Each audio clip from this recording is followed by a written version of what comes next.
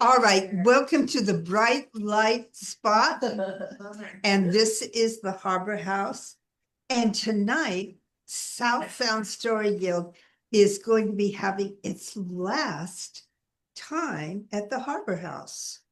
We've been here for a while and enjoyed this wonderful expansive marina outside. But we're not disbanding. we're not disbanding. Oh, no, absolutely not. In July, we will be at Traditions. Yeah, June. June. Thank you. This is my editor-in-chief, and he's gonna keep me on task. Thank you, Maggie. Okay, in June, we will be at Traditions with Will Hornick, who is a fabulous storyteller. I've only heard him do Irish tales, but supposedly he has a very large, wide, deep repertoire. And so we will be there. And then in July, we don't meet.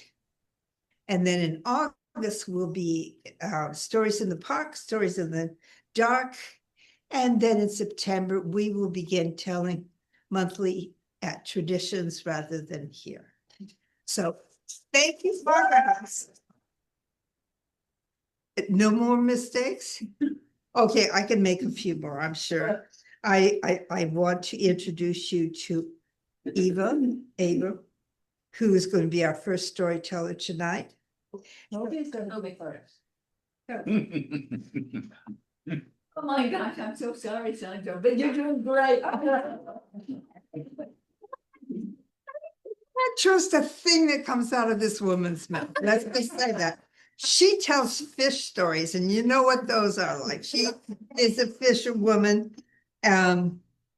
She's been a Peace Corps volunteer. She taught in international schools for decades. And now she is fly fishing here in Washington State, and she's a founding member of the Asian American Storytellers in Action Group, as well as a longtime member of South Sound Storyteller Guild. Really? So let's hear what lies she has for us this evening.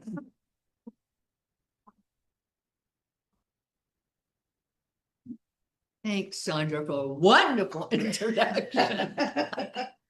Well, I'm really happy to be here today. And this month is a very special month because it is Asian American, Native Hawaiian, Pacific Islander Month. And I would love to share with you a story with regards to how the 12 animals came to be for the lunar calendar. And it is a story that's quite prevalent in parts of Asia, especially in China. It was a long, long time ago in China. The Jade Emperor was up in the heavens, and he was having an awful time because he would get so confused. What year is this? I don't know. I just can't remember. When his advisor came to him, "Sire, I feel I have a solution to your problem. You love animals. Why not involve animals in your decision making?" That is a good idea. I will have a race. So he came down to earth and he gathered all the animals together. We are going to have a contest. I need to name the 12 years, and I feel I should give you the honor. So, whoever crosses the Yellow River first, a year will be named after you. Oh, and the animals were so happy. Yes, okay. And they started to work out and run and lift weights, coconuts and rocks. They were ready. The day of the race was approaching. Rat and Cat were very good friends, BFFs. And Cat told Rat, Rat, I love catnaps. You know how I am. So at the day of the rest, if I am asleep, please, you must wake me up. No problem, said Rat. Of course I'll wake you up. Well, the race day approached, and of course, that cat was taking a cat nap. Did the rat wake him up? No, didn't, just tiptoed out of the room. Now, as he went towards the starting point, he saw Ox, very strong and sturdy, and he knew that the ox was a good swimmer. And he asked Ox, do you mind if I get on top of you? I'm not a very good swimmer. Of course, Rat, hop on. Which Rat did. Now the Jade Emperor's way on the other side of the river in his throne, and he's watching. And there he sees the ox, slow and steady, coming across that river. And just as the ox was to put his hand on the beach, his hoof on the beach, that rat jumped off.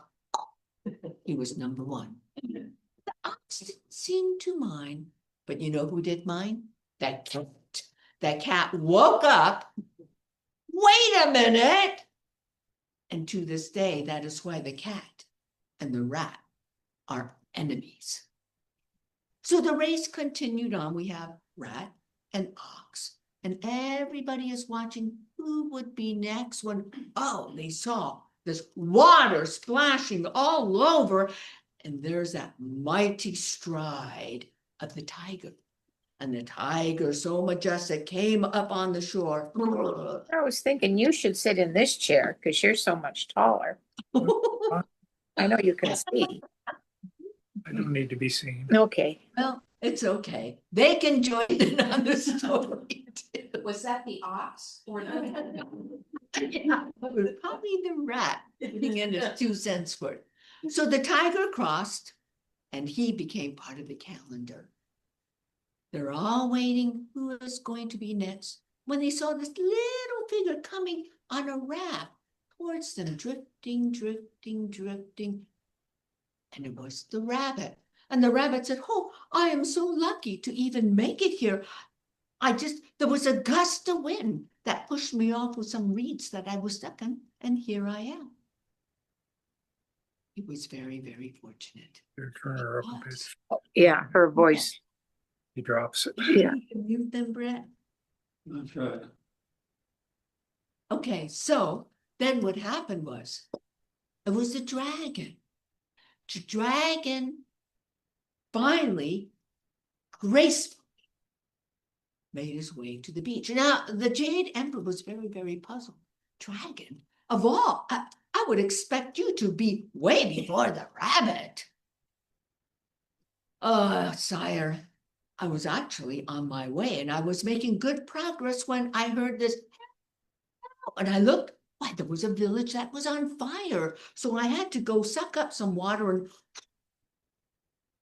put the fire out. And then on my way, I saw this poor creature. Well, it was a rabbit, and it was stuck in its raft in some reeds. I gave a blast of wind to help the rabbit along.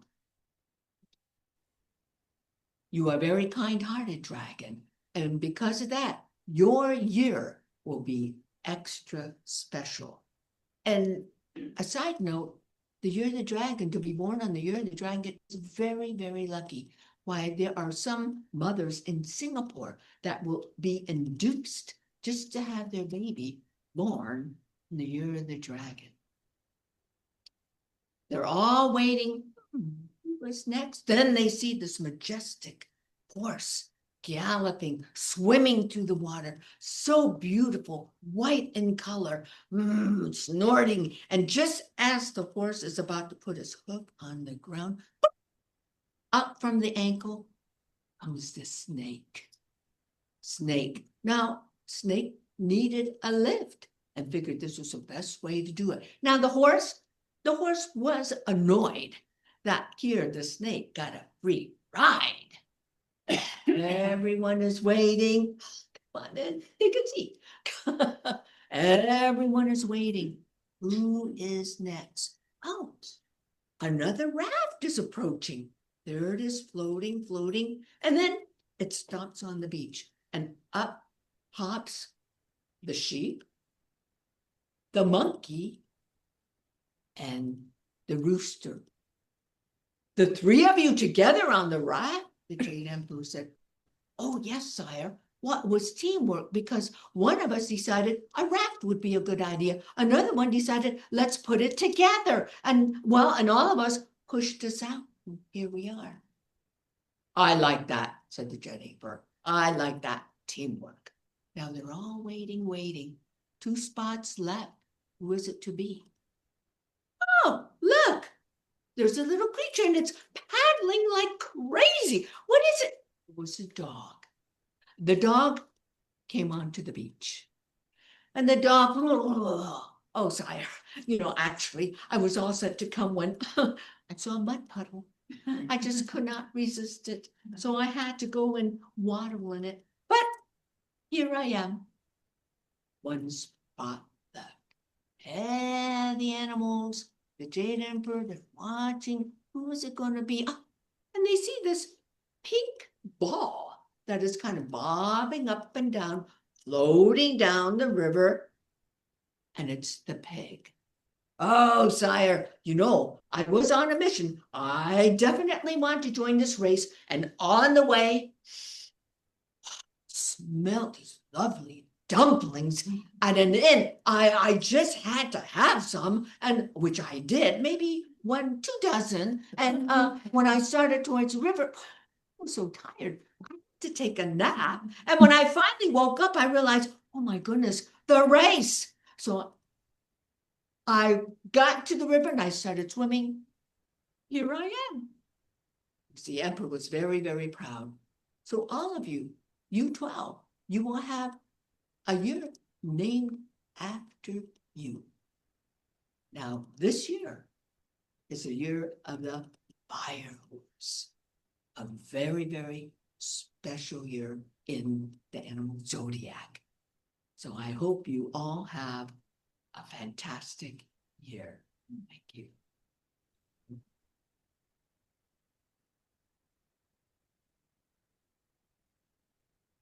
Well, I'm the year of the pig. And the dim sum was really, get back. Am I okay? So, yeah, the year of the pig. I don't know why I'm so competitive, and I shouldn't be. I should be laid back and taking it easy and letting everybody else win. That's not how I feel inside. I feel like I should have won. Because as another culture says, the last shall be first. So anyway, now we have Eva. And she was originally from New Orleans, she's 9 of 10 children. Can you believe that? I mean, her Mother's Day. Oh, Mother's Day. Oh my goodness. New Orleans, came west for a wedding of one of her sisters and asked if she could stay. And she did, and eventually went to University of Washington, got her BA. She is a storyteller. She is an actor. She is a collector of real stories, but she's also another liar. In fact, she makes a point of it. She actually is a member and I think won a contest as being a very great lawyer. So take it with a grain. And she calls her storytelling rainwater storytelling, which is appropriate for the Pacific Northwest, but it's also because she believes the stories like water will nourish and connect. So please welcome Eva. Thank you, Sandra, for that introduction, and thank you all for being here. It's a pleasure. I appreciate you inviting me as the South Sound Guild. And hey, everybody on Zoom, thank you for visiting us. And let's see, Brett's gonna make sure I'm in the right place. Sorry. Oh, yes. Now they can see all of me. The important part. Well, thank you guys. It's a pleasure to be here. Now, as Toby mentioned, this is the year of the horse. And it gave me a perfect excuse to tell the stories that I'm going to share with you tonight. The horse represents strength, power, freedom, independence, beauty, and sometimes stubbornness. This first story is a Chinese story from a book called Tongues of Jade by Lawrence Yep, and it's about a magical horse. Do you guys admire somebody because they are very good at doing something you wish you could do? Yeah. Sometimes you might think, I could do that. But then you have doubts. There's no way I could do that. So why even try? That is precisely how the artist in this story felt. Now, once there was this man who lived in a small village in China, little house with his son, Sonny, like the sun. This artist did wonderful work. He loved painting animals. I mean, his paintings, when you looked at him, you could just almost see the pheasant feathers fluttering. You could see the monkeys leap from one tree to another, and snow leopard's eyes mesmerized. Yes, he was very good at his work. But the people in his village would not buy his paintings. Why?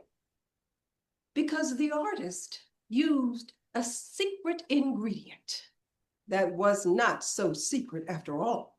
Everybody knew that this man collected saliva from old men and mixed it into his paints. And so the people would not buy his paintings. He didn't understand that the people objected to his process, not his talent. But he didn't care one way or the other because he was not satisfied with his work. He was his worst critic. He said, my hands cannot capture what my heart feels, what my eyes see. He just couldn't get what his heart felt and what his head saw out onto the canvas to his satisfaction. He said, why even try? And so there was one animal he even refused to try to paint. He really, really wanted to paint, but he refused because he just couldn't get it. He said, in order to paint this animal, a horse, it would mean that I would have to paint ultimate beauty. I would have to paint nobility itself. The horse he wanted to paint wasn't just any horse. It was the legendary 1,000-mile horse. Another word for that horse is the fire horse. He wanted to paint that horse. Legend said that this horse could travel 1,000 miles without getting tired. This horse could travel 1,000 miles in hours, not days and days. But I cannot capture this ultimate beauty, this nobility. My paintings have no spirit. And so for years, he would not even attempt. One day he happened to pass a mirror. Now this was a time when mirrors were rare. In that mirror, he saw the reflection of an old man. I don't have much time. I have to get started. He called his son. I said, I want to get started on the horse. but I don't have time to collect saliva from old men. Oh, I am an old man. I will use my own. And so the artist got busy. He tidied up his studio, got rid of old dry paint, put all of his completed paintings to one side of the room. And he sat down and began to sketch. He sketched day after day until the floor was covered with discarded drawings. Day after day, he continued to sketch, and still nothing was working. Day after day, they grew poorer.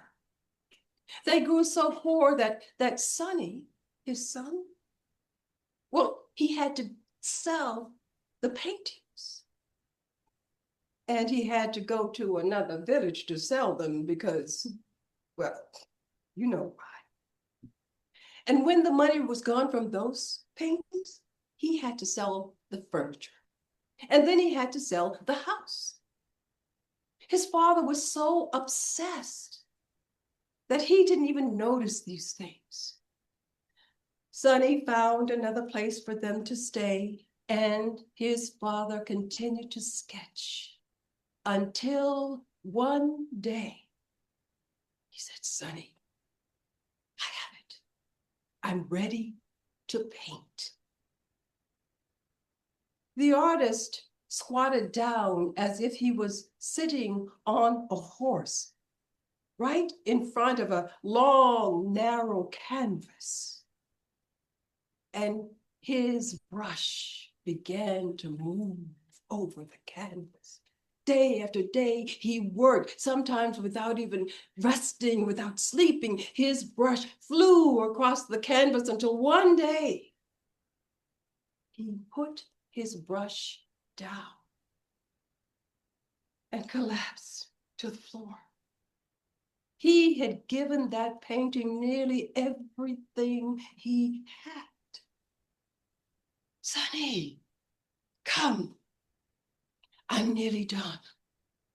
Sonny came into the room and his eyes fell on the canvas where he saw this snow white mare. Its dark muzzle, pointed ears, powerful breast, shoulders, and hindquarters. The horse was perfect, down to its eyelashes. Sonny said, Father, you said you're nearly done, but every stroke is perfect. What more could you do? It needs one more thing. I will tell you, but you must promise not to sell the painting until it is time.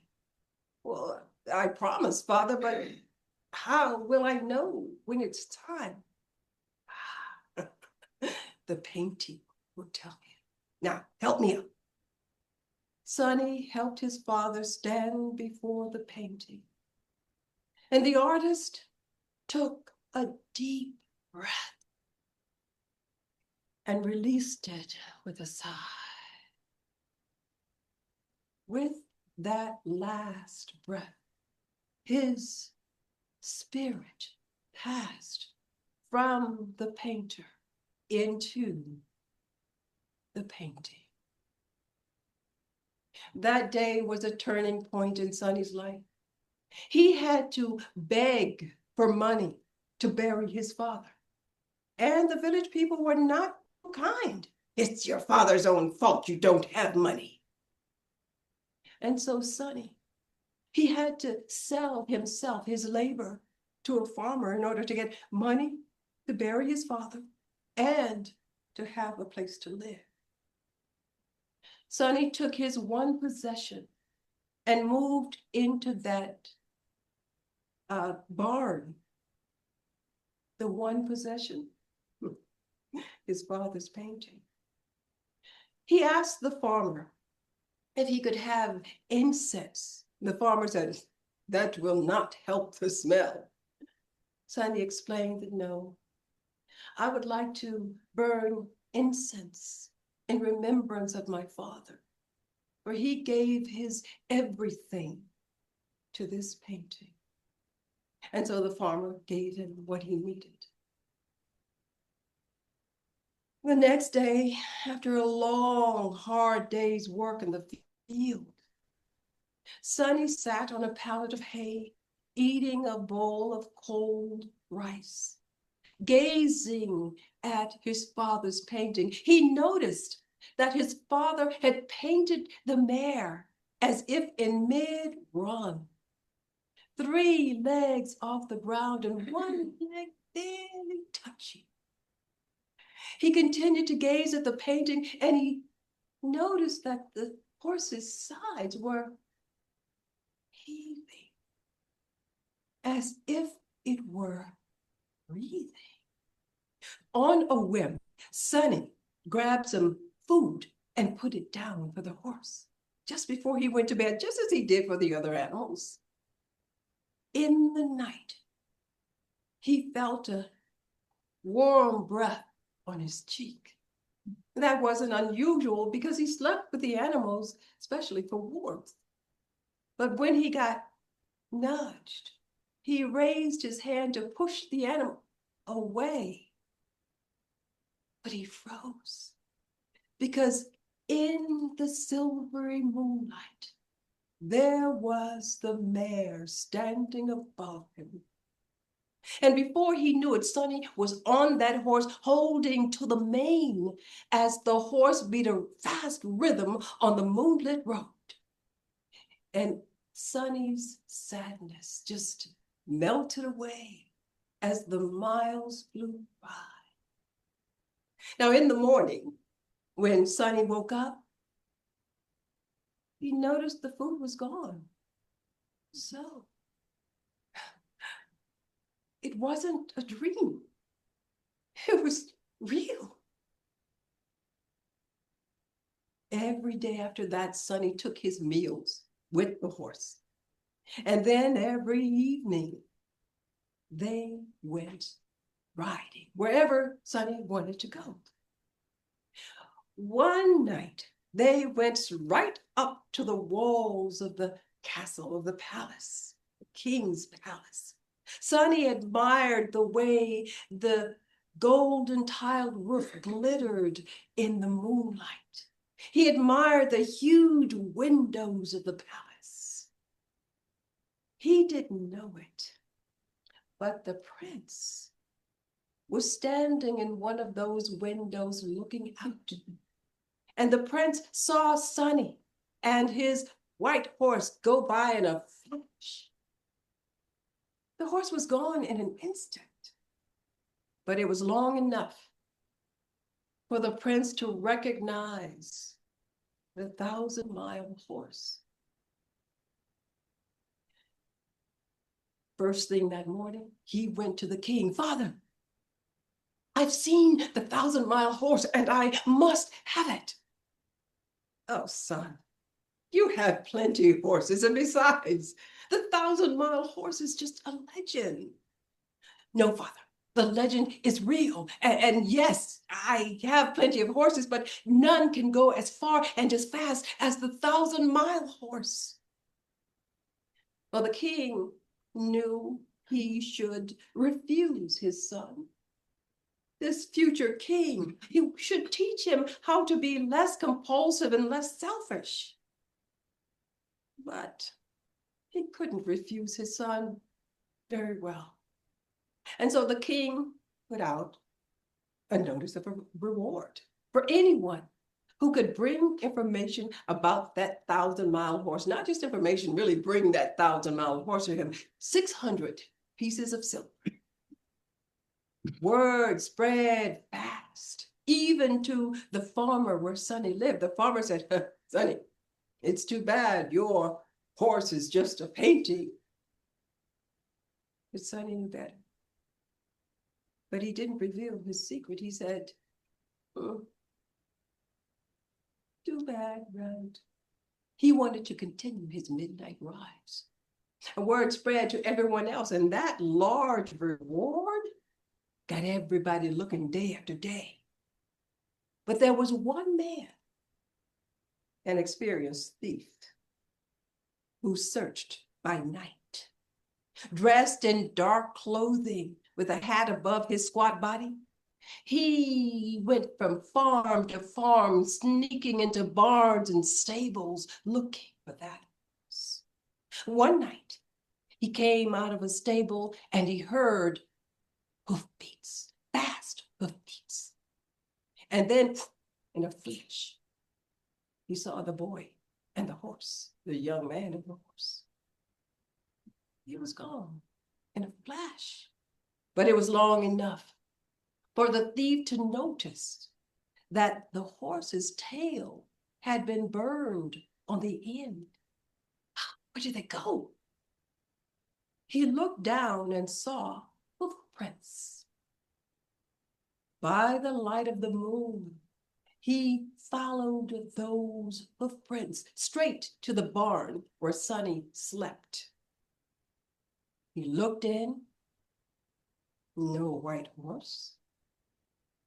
Then his eyes fell on the canvas. He noticed how incense had burned the edge, right where the tail was. Then he understood. The painting is magic. The painting holds the magical horse. I will steal it and be gone before anybody wakes. But just then the rooster crowed and everybody began to stir, including Sonny. And so the thief crept away silently. Later in the day, he came back, pretending to be an art lover. He went to the farmer.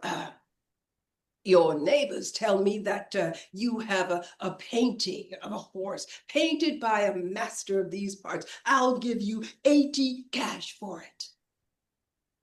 The farmer's eyes nearly popped out when he heard that large amount. But the farmer said, the painting doesn't belong to me. It belongs to the young man in the barn. And so they went over to the barn and told Sonny about the offer. And the farmer was saying, take it, Sonny, take it.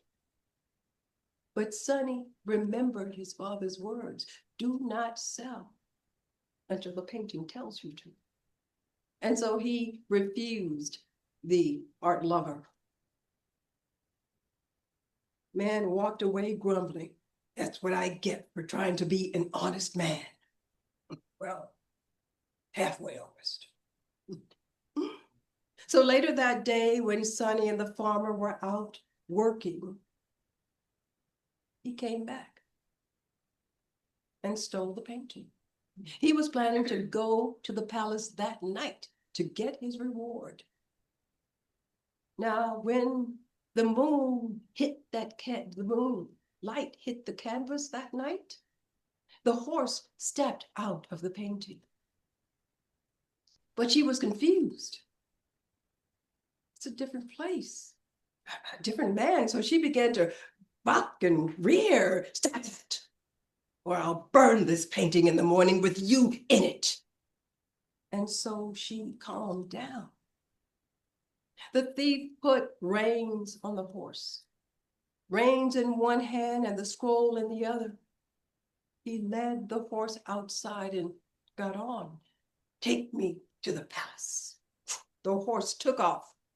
Before he could secure that scroll, when the horse flew, the scroll flew. Stop, stop, go back, go back. The horse would not stop. In fact, it kept going and going, didn't slow down until it reached a large mansion, not the palace, a large mansion with manicured gardens, mountain landscape. The thief said, why, you have gone much farther than the palace in such a short time. Oh, you are worth more than any 600 pieces of silver. I can go anywhere and be back the same night, taking what I want. I'm keeping you for myself. And so he left the horse at a bush. He went into that mansion, took what he wanted, then got on and told the horse to take him to the palace. He let the horse graze near the palace while he went in to see what I could get. Meanwhile, Sonny had come in from that long day of work in the field, and immediately, of course, he knew that the painting was gone. He searched all over for it until exhausted. He finally just had a bite to eat and fell asleep. Now, later that night,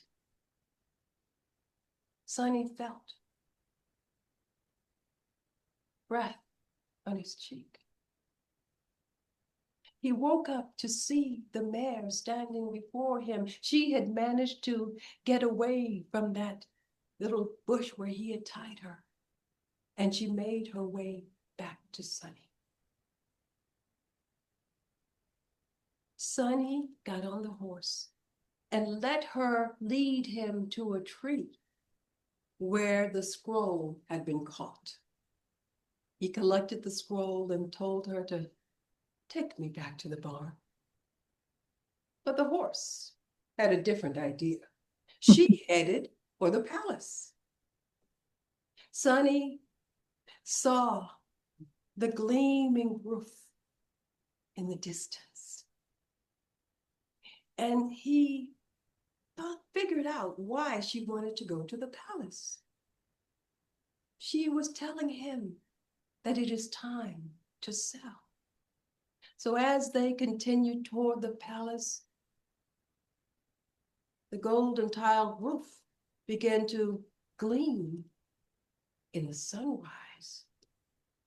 And just like that, Sonny found himself on the road. The horse had disappeared from under him. Oh, he checked the scroll. Oh, she's here.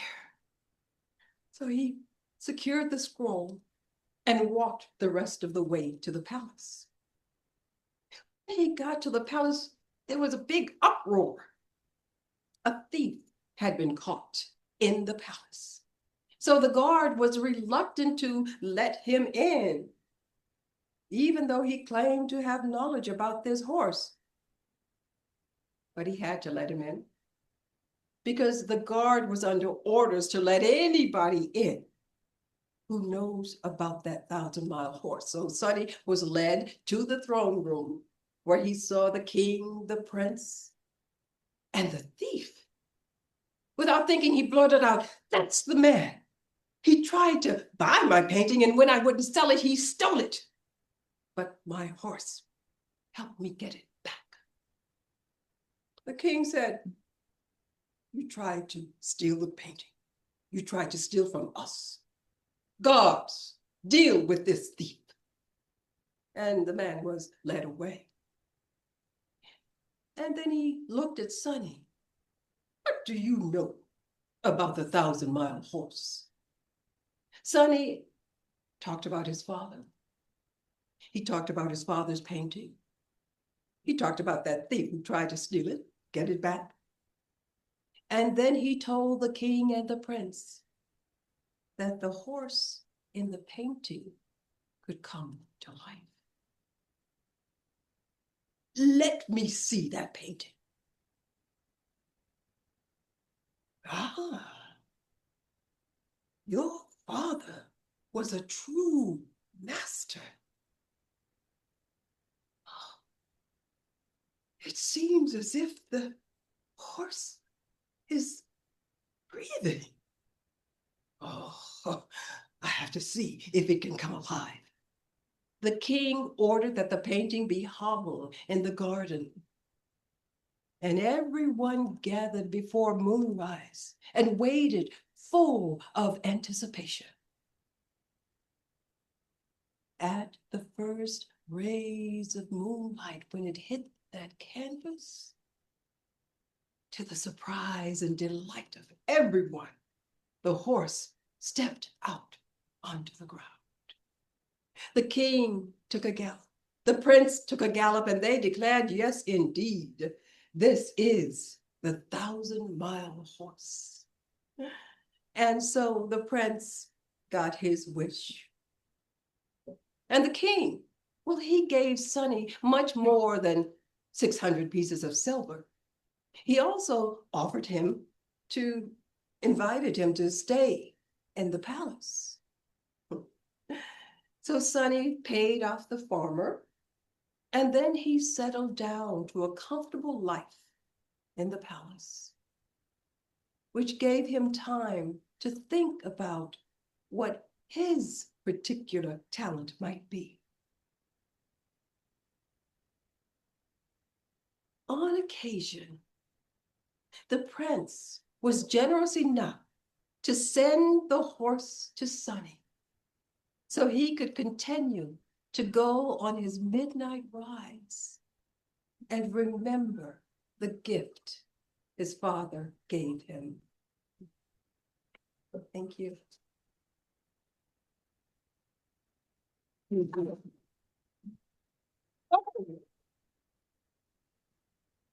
It's 7:08. So I had another story for you, but we don't have time.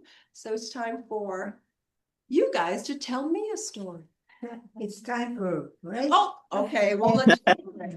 We'll hear your story. Okay. Does anyone know what happened to that notebook with people's? The notebook is up here on the fireplace. Okay. Thank you. You're And welcome. do we have anybody? So good to see you. I don't know. Okay, so we are back. And I understand that Toby and Bowen are going to tell together. Is that correct? Hmm? A random telling about. Tandem. What, random? Too random. You did great, so good. You know, it's just natural. That's the thing about it. Oh, I have spent so many years embarrassing my daughter. Yes, so let us hear a tandem tale. Yeah. About heaven and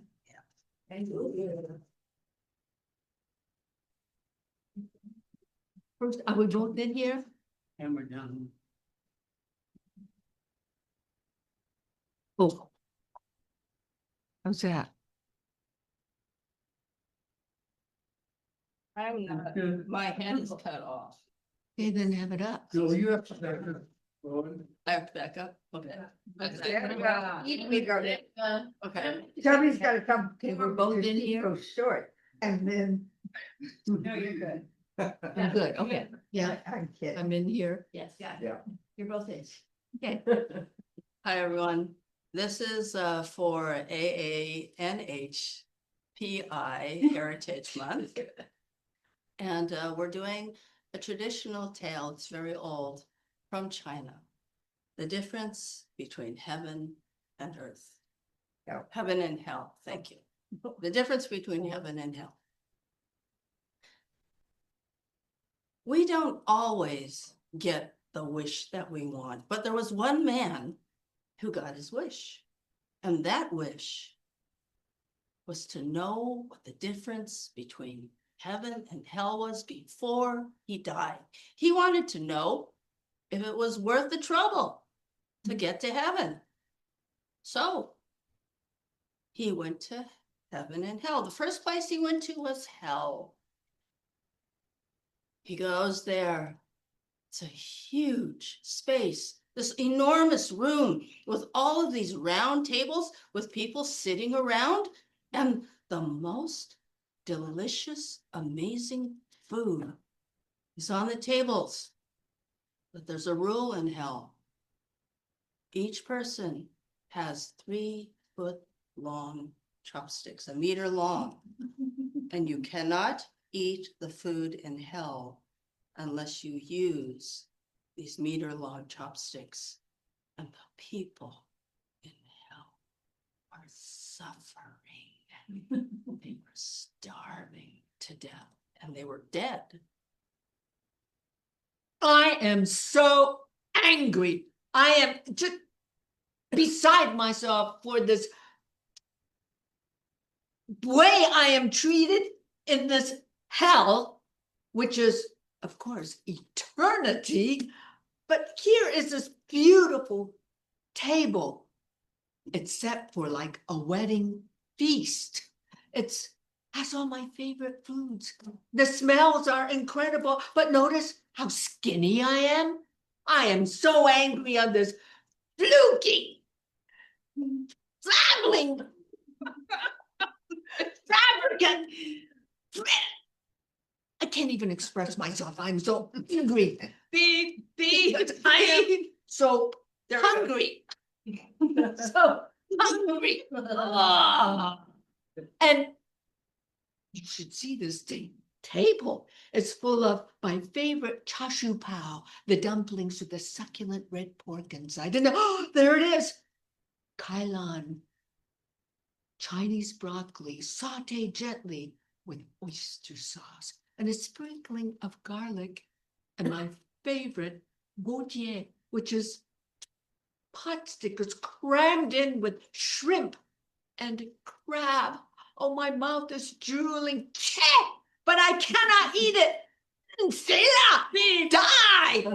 What is it you said? What is it, Auntie, over there? No, I can't give it to you. It's up to you to eat what? No, there is nothing I can do, uncles. My ancestors are all sitting around there just staring at me. Grandmother, great-grandparents. The thing is, we are in hell, and it is hell. And we are in this state for eternity because we are dead. And this is hell, not being able to eat this delicious food because of those 3-foot-long sticks. Mm. Well, the man had had enough. He'd seen enough of hell. So next place that he went to was heaven. He goes to heaven. It's exactly like hell. It's this enormous space, a huge room full of round tables, and the people are sitting around the tables. And there is a rule in heaven. You have a meter-long chopstick, and in order to eat the food in heaven, you must eat with a meter-long chopsticks. But the people in heaven are happy. I am so full. My tummy is so full, and as you can see, this banquet is fit for a wedding. All of my favorite foods. Why, there's that jellyfish salad with sprinkling of sesame seed and, oh my goodness, the deep fried walnuts with shrimp in them. Oh, my favorite. Fried rice and, oh, hi, Suchun. What is it? You cannot reach the pot stickers? Oh, no problem. I'll just get the 3-feet chopsticks. There you go. Can you eat that? Oh, okay. No, yeah. All right. Oh, what do I want? Uncle, could you please give me some of that bok choy with the oyster sauce? Yes. Oh, okay. I won't dribble. That is the best flavor, and oh, it is so homesick, delicious. I am truly in heaven. So the man had seen enough. He returns to earth, and he is determined that he is not going to follow the examples that he saw the people in hell doing. They were greedy and selfish and angry and frustrated and depressed all the time. He was going to live the rest of his life following the example of the people from heaven. Their kindness, their caring, their congeniality, their sharing. And just imagine if more people did that on earth, wouldn't we have heaven on earth? Oh, Bowen, wait. Here's your favorite. Just, I feel that's here you go. Oh, my favorite. I'm in heaven.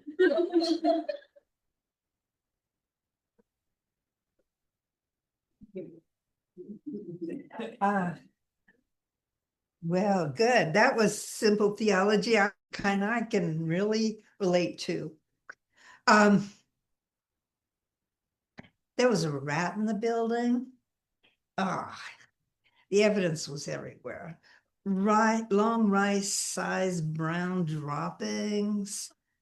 And down in the basement where we stored food, there was a bin this tall, a plastic bin with a screw-on lid, and the critter had eaten through the plastic wall, in through the bag inside.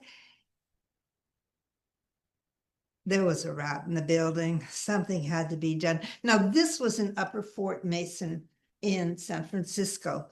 Fort Mason originally had been Spanish, and then it became a US Army post, but it came into its own during World War II, where from there, over 1 million servicemen went to the Pacific Theater. Busy place. And in Upper Fort Mason, that was the command center. And it was also where the housing for officers.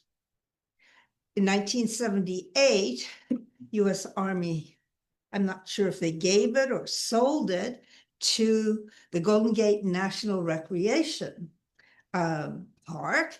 And so it became a center for cultural and nonprofit agencies. I work for an agency called A Home Away from Homeless. I was the schoolhouse director. We had this, what had been an officer's house in Upper Fort Mason, 2 stories, 4 bathrooms, endless rooms that connected. And into this every day after school came homeless middle school kids from all over the city. And they were fed and they were tutored, and we had a great time together. But there was a rat.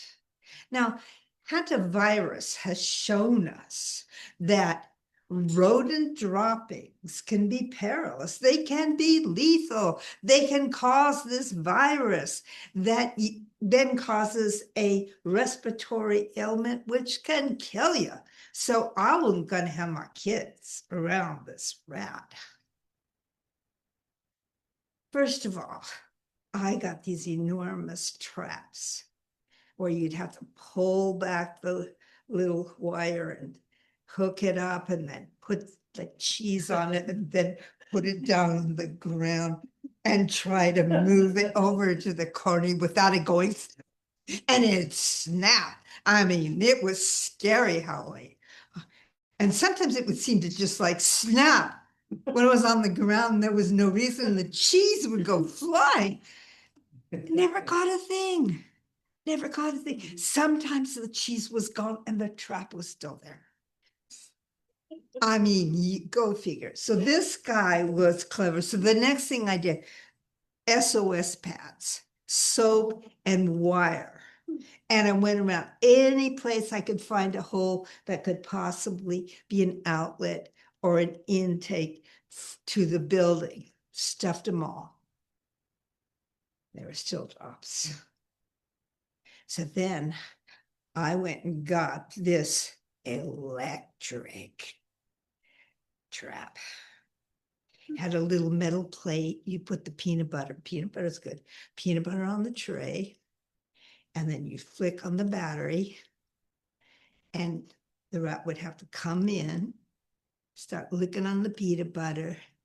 And the metal then would connect up to the batteries and it would zap them. Came in on a Monday morning and one whiff,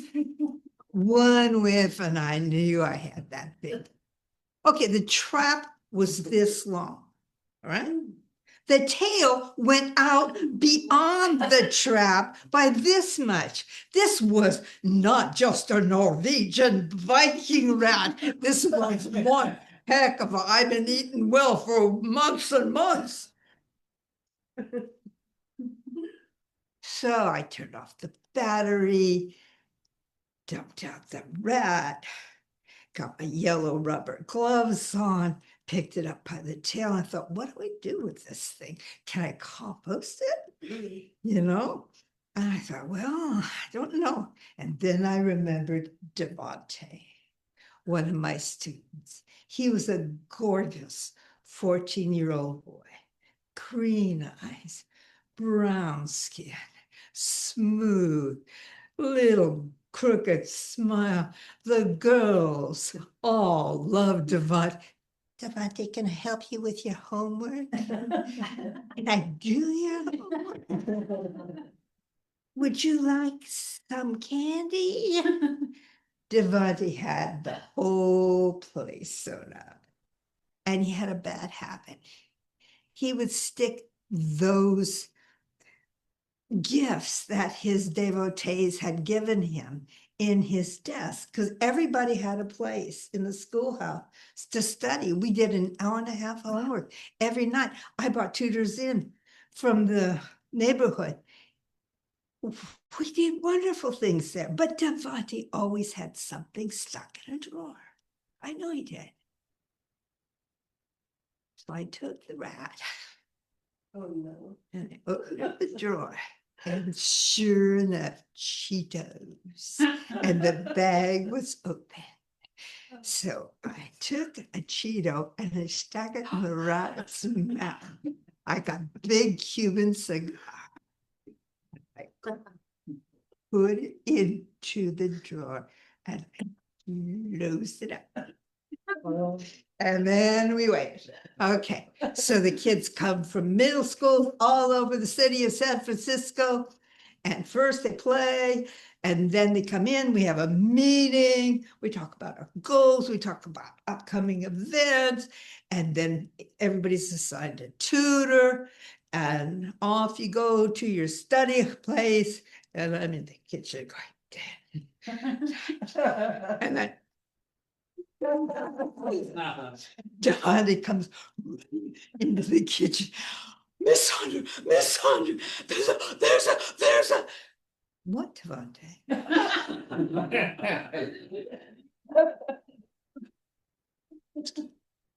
My desk. And I went, really?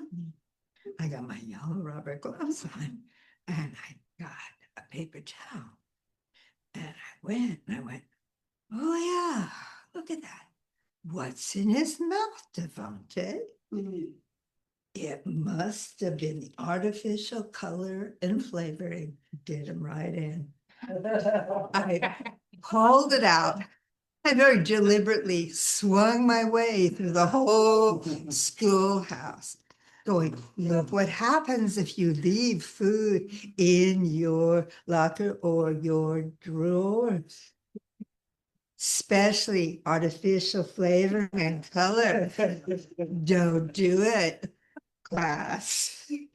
And out I went to the outside compost bin, which had to be bungee corded around and attached to the railing and bungee corded down so the raccoons wouldn't get into the compost. Rat. Bungee corded down. And so I never had another issue ever again with snacks hidden in drawers.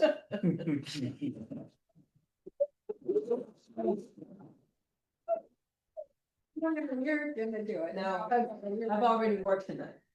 Okay. I'm not doing it. You would like to hear your No, story. Maggie's gonna do it. How about both? No. I'm Oh, retired. what time do we have? What time do we have? We have 20 minutes. 20 minutes. 20 minutes. We have Here's your story, Eva. I have no idea, because this, I was just gonna be talking about my experience with a horse, but I really would like to hear All your right. story. Thank you, Okay. Maggie. Maggie's gonna do, okay. Magda's gonna tell about a little man Yeah, on a big horse. no. Oh, No. no horse. All right, okay. Okay, this is the story of the knee-high man. Ah. Now, the knee-high man is a folktale that comes from the African-American storytelling tradition from Alabama. I have read several versions of it, but as far as I know, the original version was in a book from like I think the 1930s called When Stars Fell on Alabama. Okay, the knee-high man. Well, there was once a knee-high man, and he was short. He was so short. Well, that's why they called him the knee-high man, because he was just that tall. And he did not like being short. He wanted to be tall like everybody else. And so he did everything he could think of to get to be tall. You know, he ate his Wheaties in the morning. You know, he did his exercises. He did everything he could to get to be tall. One time he had some friends grab a hold of his arms and legs and pull this way. And I mean, his arms and pull that way, and his legs and feet and pull that way. And he said, pull me, stretch me, get me taller. But you know, it didn't work. Oh, he was so disappointed. And then one day he thought of Mr. Horse. Mr. Horse was big and tall. So he went out to the pasture, climbed up on the fence, and he called out, Mr. Horse, Mr. Horse. And Mr. Horse came trotting up. And he said, Mr. Horse, how did you get to be so tall? I want to be tall like you. Hey, that's easy, said Mr. Horse. All you got to do is run and run and run and eat a lot of corn. That's all you need to do. That's what I did, and I got to be tall like this. It was easy. It'll work. Now, the knee-high man, he tried it. He ran and ran and ran. He ran all day long. He ran to town and back all the way around the farm. He ran and ran and ran until his legs were so sore. Then he ate a lot of corn. He ate so much corn. He ate every kind of corn you could have. He ate niblet corn, succotash corn, cream style corn, fried corn, baked corn, sauteed corn. He ate cornbread, everything, all kinds of corn. He ate and ate and ate corn until his stomach was so sick. Oh, he had the worst time he ate. And do you think he got any taller? No, he did not. He thought Mr. Horse had given him the wrong information. Oh, he was so dejected. And then he thought, Mr. Bull will know how to get big and tall. He's so big and tall. So he ran out to the pasture, climbed up on the fence. Mr. Bull, Mr. Bull. Mr. Bull came trotting over. Mr. Bull, how can I get to be tall and big like you? Oh, that's easy, said Mr. Bull. All you got to do is eat a lot of grass and then bellow. Bellow like me. Bellow loud, bellow long, bellow low. That's all I did. I got big and tall. It's easy. Well, so the knee-high man, he started in. He just went around and ate all kind of grass. He ate grass morning, noon, and night. He went out in the front, the back, along the ditches. He ate the grass everywhere. Timothy grass, bluegrass, zoysia grass, Sabine Augustine grass. He ate every kind of grass there was. He ate grass and ate grass. And he got the worst bellyache. But then he started bellowing. He bellowed loud and he bellowed low and he bellowed long. He bellowed and he got the worst sore throat. And do you think he got any taller? No, he did not. Oh, he was so dejected. Oh, he was just sitting down, just bummed out. He was just so short. And then one night he heard hoo, hoo, in the woods. And he went, oh, that's Mr. Owl. Now, Mr. Al is short, but he's smart. He knows everything. He'll know how I can get to be tall. And so he went out in the woods and he found Mr. Al up on a tree. And he said, "Oh, Mr. Al, please help me. I want to get to be tall. How can I get to be tall? How?" Mr. Al said, "Well, now, what for do you want to get to be tall?" "Well, I want to get to be tall, so well, if somebody picks a fight with me, I can knock them out. I can get them, so I can really fight them." "Well, has somebody been picking a fight with you?" "Well, no." "No, nobody's been picking a fight with me, no." "Well, then you don't need to get to be taller to fight with somebody if nobody's picking a fight with you. Therefore, you do not need to get to be tall." But Mr. Owl, I want to get to be tall so I could see a far distance, so I can see a long ways off. All you got to do to get to see a long ways off is just climb to the top of a tree. You can see a far distance from the top of the tree, Mr. Knee-High Man. Your problem is you haven't been using your smarts. Now, that's all you need to do. Use your brains. Use your smarts you got. You need to just be thinking. That's all you need to do. You were looking for something you didn't need at all. Just use your brain. Well, the Knee-High Man, he tried it. He started using his brains, using his smarts, and it did take a while. But after a while, it didn't bother him. It took a long time, but it didn't bother him about not being tall, about being short. And that's the Knee-High Man. Oh.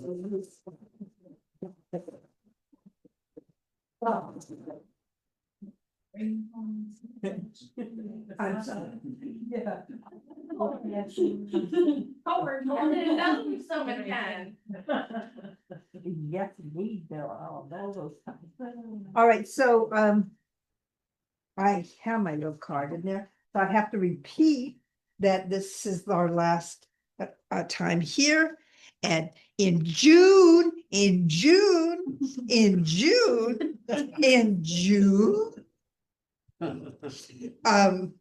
we will be at Traditions. What now? Take a postcard. It tells you all about it. Will Hornack. And I never say that last name correctly, but he will be there and he's really, really good. And then July, we have no storytelling, but August 8th will be in the park, stories in the park, stories in the dark. And then we'll, in September, be starting. First Wednesday. First Wednesday. First, not the third or the second, but the first. Number 1. Oh, please get me off this. I have to tell you, I have lived with the guilt of that rat for years. I mean, I never told it. And until I moved up to Washington, I never told anybody, not people I work with, not the parents, none of the kids, nothing ever, because I thought, did I traumatize Auntie for the rest of his life? Was that the worst thing a teacher could ever do? But it was fun. Okay, so anyway. I was gonna tell it next Tuesday at the story. Yes, Story Oli. Yeah. If I get my name Don't pulled. you think? Yeah. Yeah, well, Storioli, Elizabeth Lord is the organizer for that. That's really fun. And you can come, and if I get my name chosen and I tell that story, you can whoop and holler and stop. And then you can hold up a card that says 10. Or bring a ring. Bring a ring. Oh, I see. Instead of throwing flowers, we'll throw red.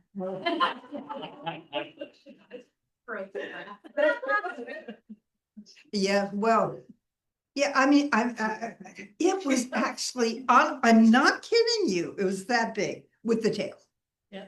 It was so big. I didn't name it though, so. Anyway, thank you for coming and hope to see you in June at Traditions. Yeah. Good night.